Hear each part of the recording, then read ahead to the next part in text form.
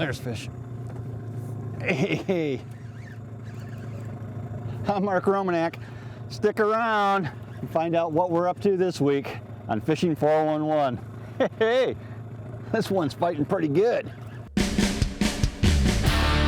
Fishing 411 is brought to you by Offshore Tackle, your leader in trolling technology.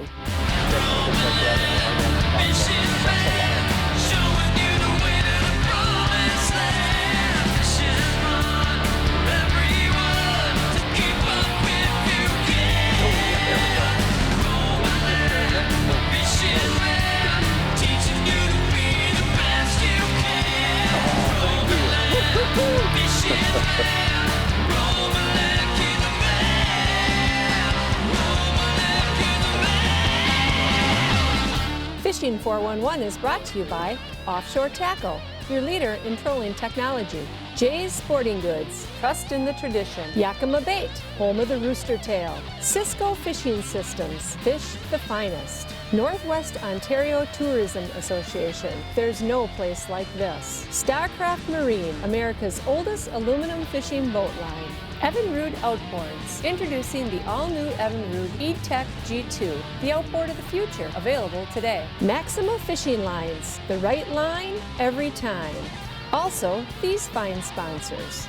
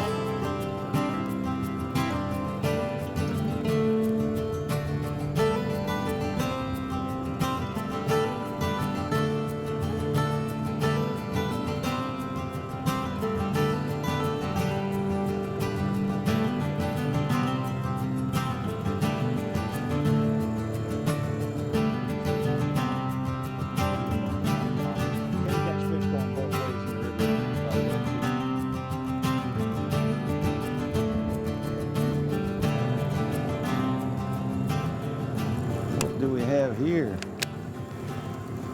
Look at this, Raj. You got yourself a walleye. I do indeed.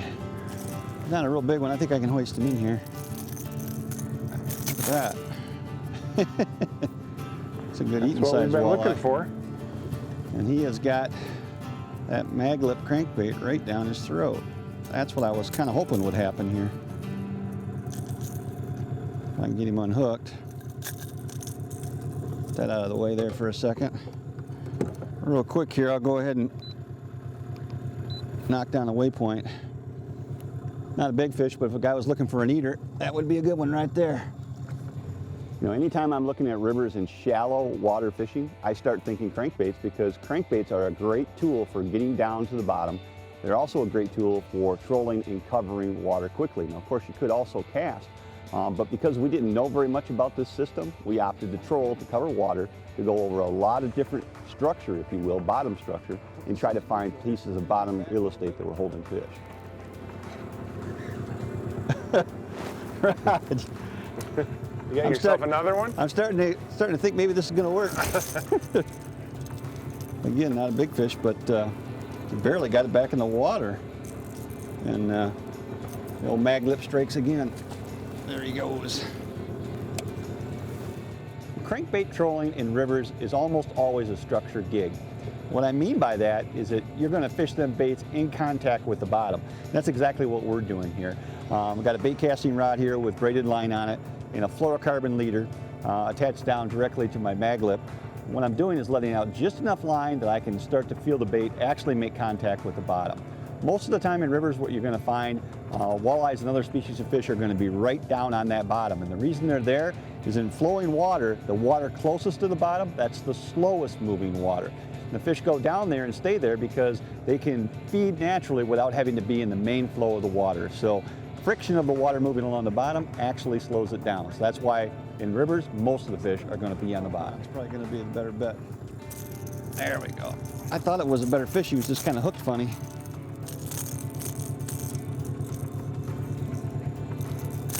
Whoa! Hold still there, little walleye. Ah.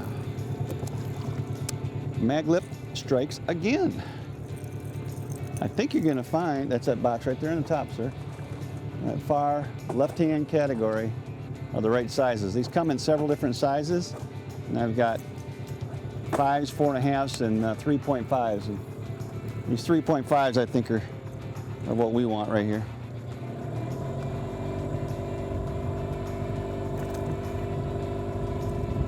You're gonna go with that copper one, aren't you? Pretty similar to what I have. I got gold and black. That copper and black should be pretty similar. Additional considerations provided by Argo Amphibious ATV, Extreme Terrain Vehicle Solutions. Additional considerations provided by Ontario's Algoma Country, That Reel.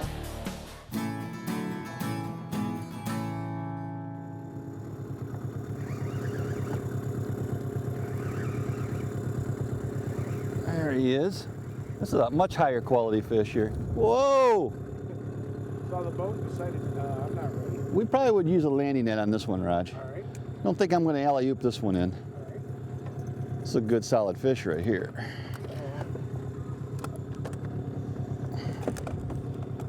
This is kind of what we were hoping to catch. Let me see if I can get him up. Whoa! You diverted disaster there. Let's take a look at this guy.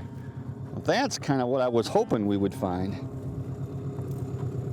Wow. Hold on. That's what I'm talking about. That is a beautiful walleye. And what I want to emphasize is look what's in his mouth, a crankbait. More specifically, it's called a mag lip crankbait. It's made by Yakima. And it's really designed with rivers in mind. And that's exactly what we're doing right here is fishing in rivers. Yeah, I'm gonna need those pliers, Raj, thank you.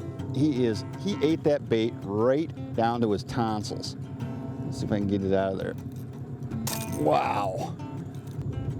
Now that's an awful nice looking walleye. You know, we caught him on a crankbait. One thing you gotta keep in mind when you're fishing for walleyes is that if you're targeting river walleyes, crankbaits and river walleyes go hand in hand, and we'll tell you why here in a second. That's a dandy. That one I think is gonna go home for shore lunch. What do you think?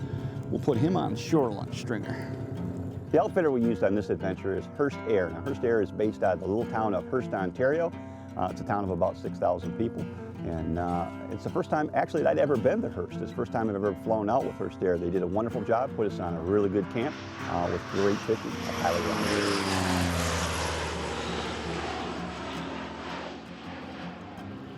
it. Oftentimes when you're cranking in rivers, you know, you can be some pretty fast action. And that's kind of what's happening here. You get those baits down to the bottom, maintain contact with the bottom, and you got a very good chance. Maybe I can alley-oop this one, Rod. He's not terrible big, nice eating size walleye. That's exactly the kind that if I was gonna keep some for lunch today, that's exactly the kind that I'd want. I'll put him back. Let me show you something here though. All these fish are coming on a relatively new crankbait out there called the mag lip. It's made by Yakima, and its original motivation was trout, salmon, and steelhead fishing, which is a tremendous bait for that. But I'm a walleye guy, so I started experimenting with these a little bit on walleye, and go figure, they catch walleyes too. To date, I've got lake trout, brown trout, salmon, both kings and cohos, steelhead, and now walleye on these baits. These are fish catching lures, no doubt about it. Probably one you want to have in your tackle box. Because our trips are short in nature, trolling is one of the things that we do a lot of because it allows us to get on fish fast. Trolling covers water quickly, eliminates the unproductive water, zeroes in on the most productive water. And anytime you're trolling in rivers, crankbaits are going to be a very high priority lure. In this instance, we used a new lure that's made by Yakima. It's called the Maglip, and I can't say enough good about it. It absolutely ripped these walleyes. The Maglip comes in various different sizes. The one that we're using today is the 3.5 model. There's also a 4.5 model and a 5.0 model. For walleyes, I think the 3.5 is just perfect size. Another one. I love walleye trolling. Very, very productive. Crankbaits in rivers and walleye go hand in hand. That little guy is going to grow back up a little bit. Our guest on this week's episode is Roger Meinert. Now, he's our IT guy at Fishing 411, our technology guy. You don't get to see him in front of the camera much, but he's behind the scenes all the time. His job is to help us develop things like our webpage, give us a better Facebook presence, and help us use technology to get the word of Fishing 411 out there to more people. He's doing an awesome job.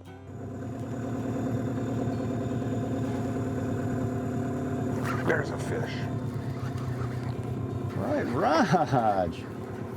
Got her in neutral, so just stay tight on him. It's not a big fish, but there is a fish. Actually, it's a pretty nice fish. I wonder if I can reach up that landing net there. I'll have to jump around past you here. 1 second. There we go.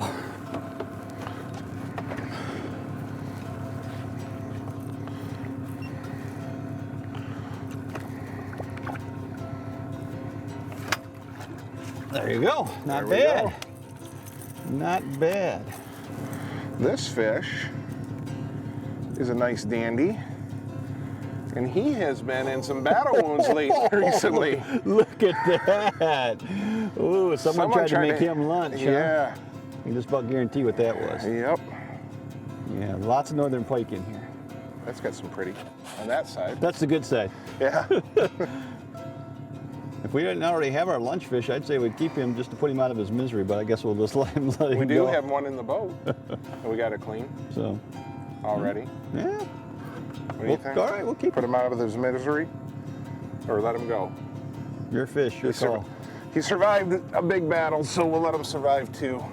Maybe he'll grow up to be a really big fish. Additional considerations provided by Lowrance Electronics. Find, navigate, dominate. Fishing 411 is also brought to you by Okuma, High Performance, and Mustang Survival. We save lives for a living. Oh, yeah. You know, if you want to get involved in catching walleyes in rivers on crankbaits, you're going to need some basic gear. And one of the things I'd highly recommend is a bait casting rod like I have in my hands here. And I'd set it up with braid. And the reason I would do that is because you have so much more sensitivity with braid. Let me get this guy back in the water and I'll explain what I'm talking about. I've got 20-pound test braid on here right now. It's relatively thin in diameter, so it allows your crankbaits to get to the bottom really easy because it doesn't have a lot of friction in the water, but more importantly, it's got zero stretch. So what that means is I can feel that bait down there vibrating, just like this. I can feel every wiggle of that bait. Now, when anything changes, I know that something's going on. For example, if I catch a weed and the bait just goes dead, I can tell instantly that that bait is not wiggling anymore. I bring it in, take the weed off, put it back out again. When a fish bites, it's like an explosion in your hand. You feel it so much more prevalently with braided low stretch line than you would with monofilament. So if you're going to get involved in structure trolling with crankbaits and rivers, go with braid, you'll be glad you did. That's kind of what I'm talking about with braided line. That little tiny piece of weed right there was enough to destroy the action of the lure. I could feel that bait vibrating, vibrating, vibrating. That little tiny bit of weed gets on there, all of a sudden that bait just goes dead. If I was fishing monofilament, I'd have never noticed that. I'd have probably just kept right on fishing it, obviously not catching anything. So braided line for crankbait trolling and structure situations like this, it's a very important asset. Look at that little fish. That little tiny walleye wanted that great big old crankbait. And he wanted it big time. Wow. Okay. Back you go. Rods and reels. If you get a mindset that you want to go out and try some structure trolling with crankbaits for walleye, you're going to need a good rod and reel setup to do this. What I recommend is bait casting gear. I have in my hand a Deadeye made by Okuma. It's 7 foot and it's made of IM8 graphite, so it's very sensitive. Here in the reel, I recommend a low profile reel. I've got a Citrix on this one, and it's got more than enough line capacity for the 20-pound braid that we're using here. So low profile bait caster, a bait casting rod of IM8 graphite, hook it up with some braided line, and you're good to go. I believe this is going to be the fish we're looking for.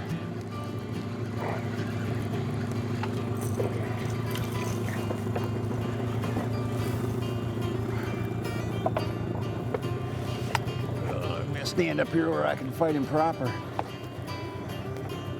Oh yeah, that is a dandy right there. Look at that maglet down his throat. I love it. Nice job, Raj. That is a beautiful fish. Oh man, that is a beautiful walleye.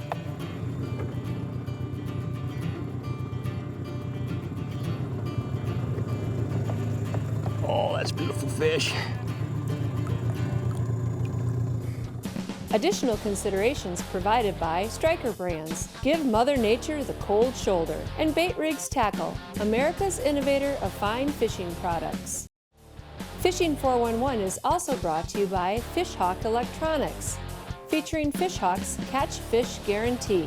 One of the things that we're doing today to be a little bit more successful on the water while we're trolling is we're taking our rods and we're bringing them up, sweeping them about a foot, foot and a half, and then just letting the tip drop back. What that's doing to the bait is it's speeding that bait up, giving a little bit more action in the water as I bring the rod tip forward.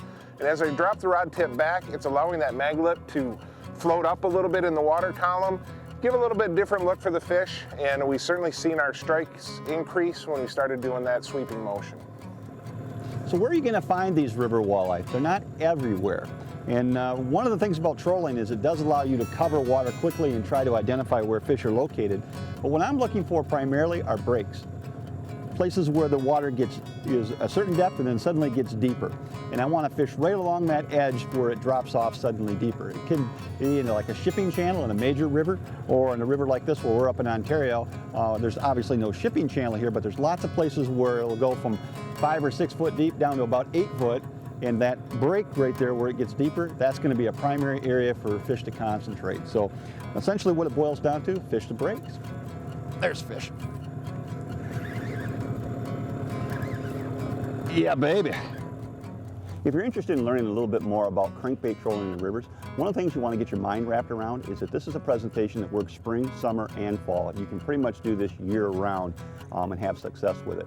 I think you're going to find that the crankbaits that produce the best action for you, or that catch the most fish, are going to be high-action wobbling baits. And I mean baits that got a lot of movement in the water. You got to understand, river water's not as clear as what lake water tends to be, so a lure that has more action is going to attract more fish and catch you more walleye. There's another one. That's a better fish here. Yeah, it's because they weren't biting for me. They're all saved up on that They're side for you. They're all saved up, okay. So I feel like a pretty good fish here. Maybe I'll just go in neutral here.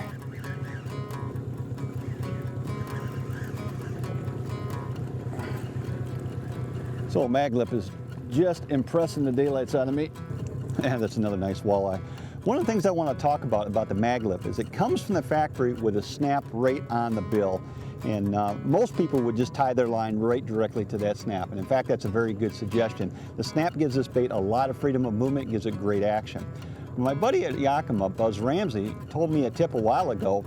He recommends taking a snap, tying it to the end of your line, taking that snap and attaching it to the snap that comes on the maglip.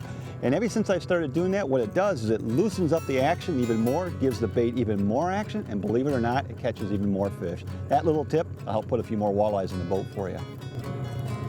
When you're structure trolling in rivers, speed can make a big difference in your success. And we've been varying our speed a little bit from as slow as 1 mile an hour up to as fast as 2. And it just seems like today that 1.5 to 1.7 seems to be the most effective. When you do this on your favorite river, you're going to want to vary your speeds until you find out what's most productive. Don't go out there thinking that it's going to be 1 or 1.5 or 2. Vary those speeds until you find what's working and then stick with that speed. I can't reach the landing net there though. It's in the wrong spot. I'll get him up closer and Maybe you can just lift him over the side. yeah. Now, in order to get the best action out of any crankbait that you're fishing in the rivers, you want to make them in contact with the bottom. And you can take a look at this mag lip. You can see they've worn the paint right off in the front of it. If you bring your lure in and it's been banging bottom like that, then you're doing it right. If you're not making contact with the bottom, chances are you're not going to be successful. Way to go, Raj. This, I think, is a good fish. I'm going to go in neutral here so that you'll just drop back down on him a little bit. He certainly hit it like he was a good fish, but he's coming to the top. He's a floater. But Well, let's see here. No, that's not a bad thing. Let me see about getting this landing in here. oh, now he's giving a little bit of a fight. It's actually a nice fish. Yep, not too bad. All right. It's a good looking fish, Raj. Yeah, that's a good fish right there. That's what I'm talking about. There you go. Get my rod out of the way. Another mag lip walleye. Back he goes. Oops. No, you're fine. You're gonna be fine.